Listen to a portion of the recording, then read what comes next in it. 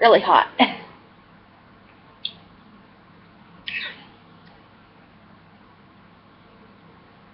My webcam was froze up again. I was waiting on my head to turn back around there. Good afternoon, guys. It is June 9th, 2014 at about 5 till 3 p.m. I hope you guys are having a good Monday.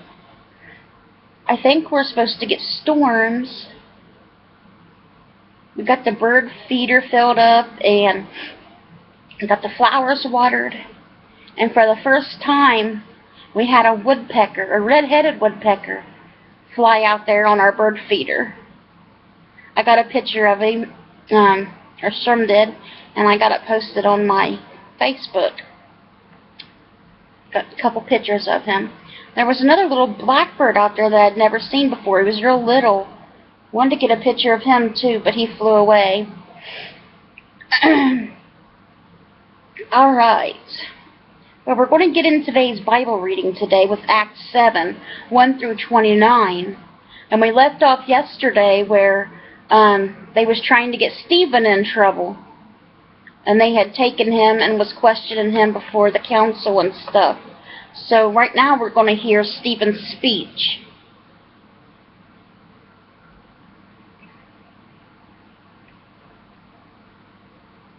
So, Acts 7, 1 through 29. And the high priest said, "Are these things so?" And Stephen said, "Brothers and fathers, hear me. The God of glory appeared to our father Abraham when he was in Mesopotamia. Before he lived in Haran." Excuse me. Had cucumbers. I don't think they're agreeing with me too well. Let me start over. I'm sorry about that. Stephen's speech. And the high priest said, "Are these things so?" And Stephen said, "Brothers and fathers, hear me. The God of glory appeared to our father Abraham when he was in Mesopotamia, before he lived in Haran, and said to him, 'Go out from your land and from your kindred, and go into the land that I will show you.' Then he went out from the land of the Chaldeans and lived in Haran.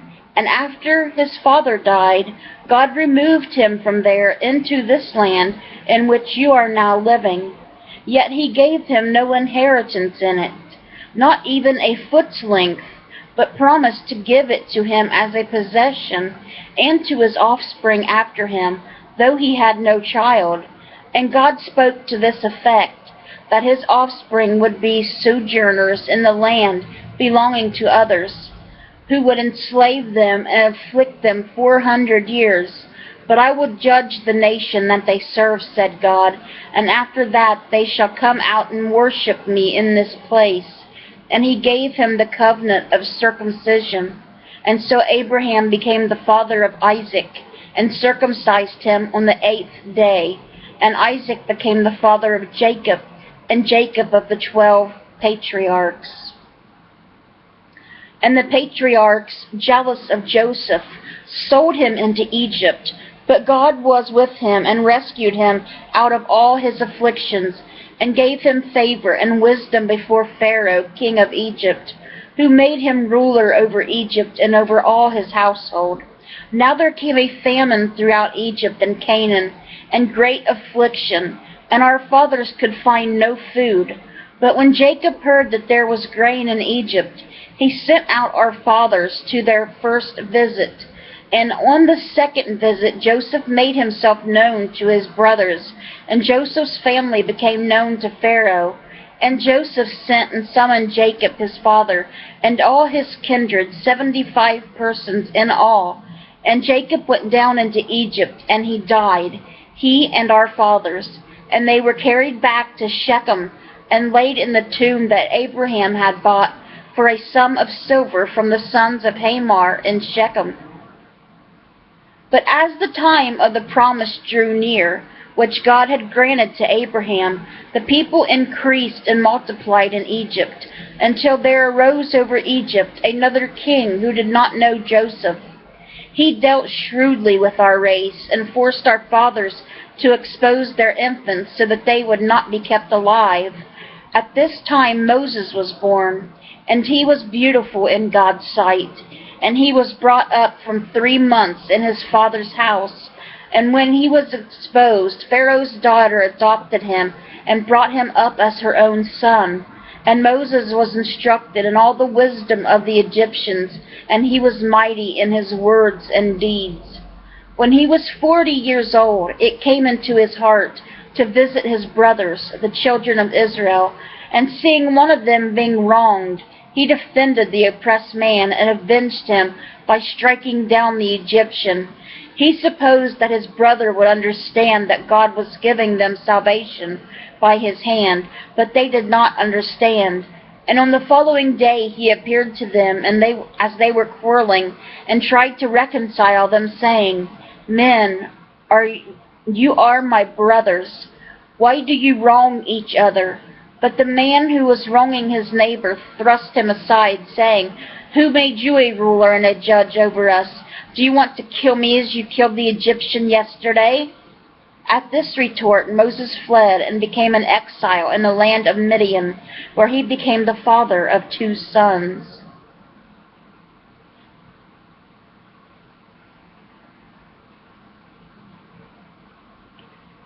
And that, my friends, was Acts 7, 1 through 29. We'll get farther into Stephen's story tomorrow. Now we're going to read from Psalm 127. Unless the Lord builds the house, a song of ascents of Solomon. Unless the Lord builds the house, those who build it labor in vain. Unless the Lord watches over the city, the watchman stays awake in vain. It is in vain that you rise up early and go late to rest, eating the bread of anxious toil, for he gives to his beloved sleep. Behold, children are a heritage from the Lord. The fruit of the womb are a reward. Like arrows in the hand of a warrior are the children of one's youth. Blessed is the man who fills his quiver with them. He shall not be put to shame when he speaks with his enemies in the gate.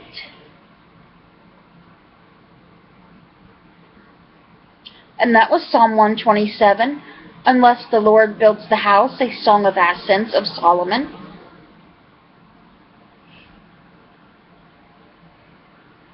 And last but not least, for the Bible reading today, we're going to end with Proverbs 16, 28 through 30. A dishonest man spreads strife, and a whisper separates close friends. A man of violence entices his neighbor and leads him in a way that is not good. Whoever winks his eyes plans dishonest things.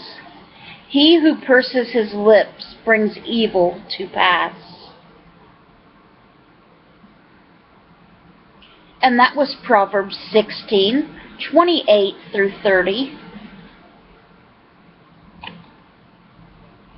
Okay, guys, that was today's Bible reading. I hope it touched your guys' hearts.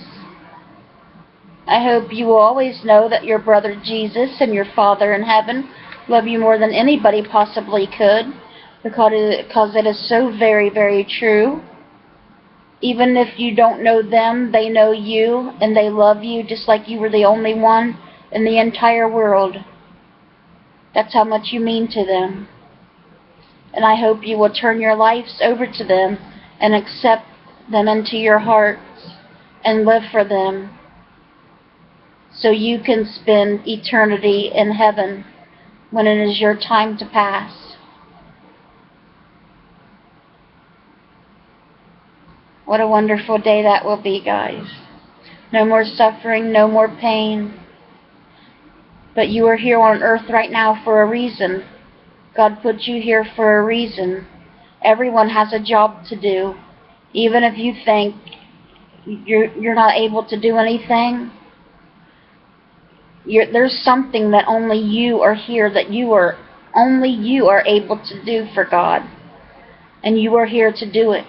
It might seem very unimportant to you, and you might do it and not even realize that what you've done. But to the Lord, it was what you was meant to do. So just know that you are here for a reason. You are here to do God's work and to try to bring people to Jesus before it's too late. So I love you guys. I hope you guys have a great rest of your Monday. We're supposed to get some storms, I think, so stay safe. I hope you keep power.